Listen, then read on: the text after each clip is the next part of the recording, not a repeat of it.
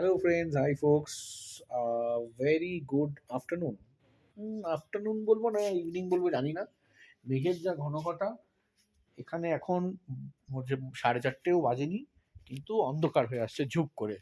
ঠিক আছে, এই আমার সামনে দেখছো, এবং সামনে দেখতে পাচ্ছ পুরো মেঘ নিচে, আমি ওপরে।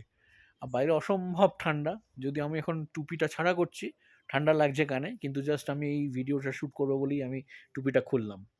এখানে দেখছো প্রেয়ার ফ্ল্যাগ। আর এটাই বলি যে আমি এখন কোথায় আছি। আমি এখন আছি ওয়েস্ট সিকিমে, ওয়েস্ট সিকিমের ওখরেতে। তো ওয়েস্ট সিকিমের ওখরে যারা জানো, মানে যারা খুব এই ট্যুরিজম নিয়ে চর্চা করো, বা দোজ হু আর মানে ardent tourist, they must be knowing that Okhrey কেন বিখ্যাত। That is because of laliguras, rhododendron, red rhododendron. তো এই ওখরে থেকেই যেতে হয় ভার্সে রডোডেন্ড্রন স্যাংচুয়ারি, যেখানে 26 রকমের রডোডেন্ড্রন ফুল ফোটে, এবং ওটা স্যাংচুয়ারি। এবং এটা বলে রাখি যে এই রডোডেন্ড্রন ফুল কিন্তু এই সারা বছরের মধ্যে মোটে 20-25 দিনই ফোটে। এবং এটা দেখার জন্যই লোক এখানে এই ওখরেতে আসে, সুদূর প্রত্যন্ত ওয়েস্ট সিকিমের ওখরে গ্রামে। ওখরে গ্রাম হচ্ছে একটা সুন্দর সাজানো গোছানো নিরিবিলি গ্রাম, যেখানে কিছু হোমস্টে নিয়ে গ্রামটা গড়ে উঠেছে। আর আমি আছি এখন আপার ওখরেতে। আপার ওখরেতে এই আমার একটা হোমস্টে। তো এই হোমস্টের বাইরে এই সুন্দর ব্যবস্থা। হ্যাঁ, এখানে কিন্তু কোনো হোটেল নেই, হোমস্টে, এবং হোমস্টেরা খুব যত্ন নিয়ে কিন্তু গেস্টদেরকে রাখেন।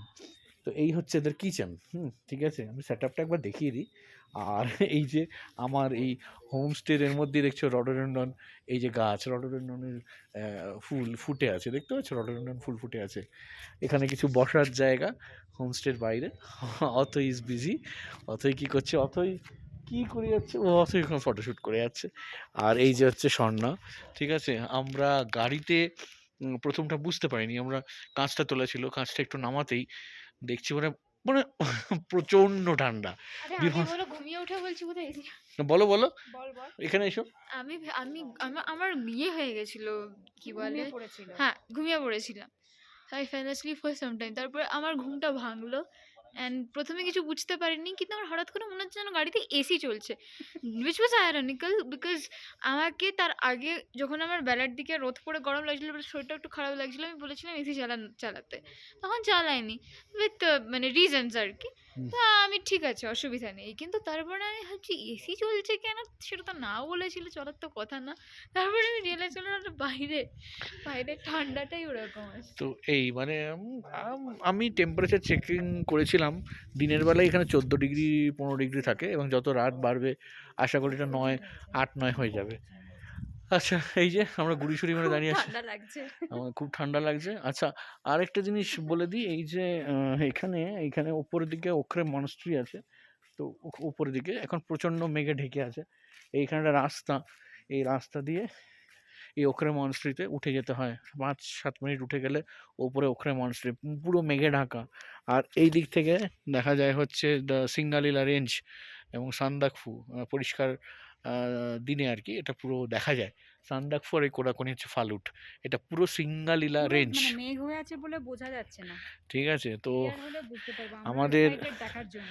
আমাদের যে হোমস্টেতে যার হোমস্টেতে উঠেছি, উনি এখন শেরপাজি, উনি এখন আমাদের জন্য গরম চা আর পকোড়া বানাচ্ছেন।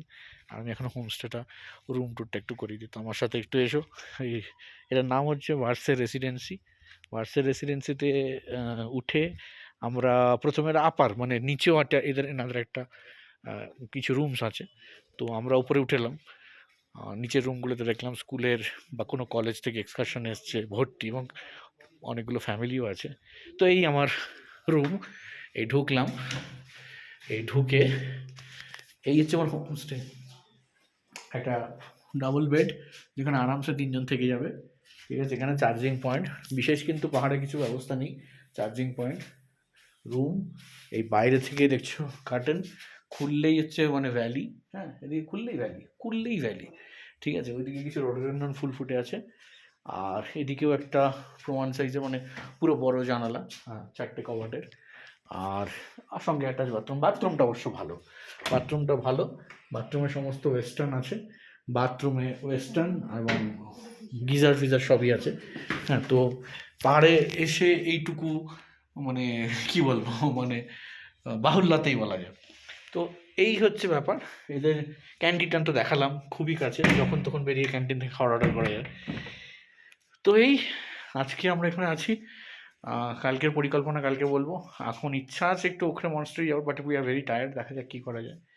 তো এই আপাতত এই রুম টুরটা দিলাম। তো তুমি তোমাদের কেমন লাগলো ওখানে এসে? How's আপাতত it? খুব ভালো লাগছে, একটু টায়ার্ড হয়ে গেছি, ঠান্ডা লাগছে। তুমি ঠান্ডা ফিল করছো?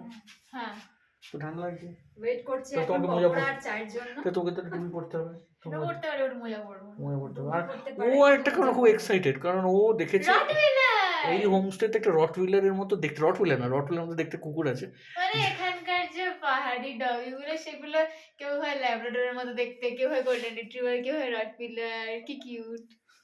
তো ওদেরকে নিয়ে ও মনস্ট্রিতে যেতে চায়। দেখেছে কেউ একজন ব্লগারকে দেখেছে, ও ওই সেই মনস্ট্রি ওখানে মনস্ট্রিটি গেছে, তত এটা তাই ইচ্ছা। তো যাই হোক, এই হচ্ছে ব্যাপার। পরে একটা অন্য ভিডিওতে আবার কথা হবে। আমাকে ফলো করো আর ঘুরতে থাকো আমার সাথে।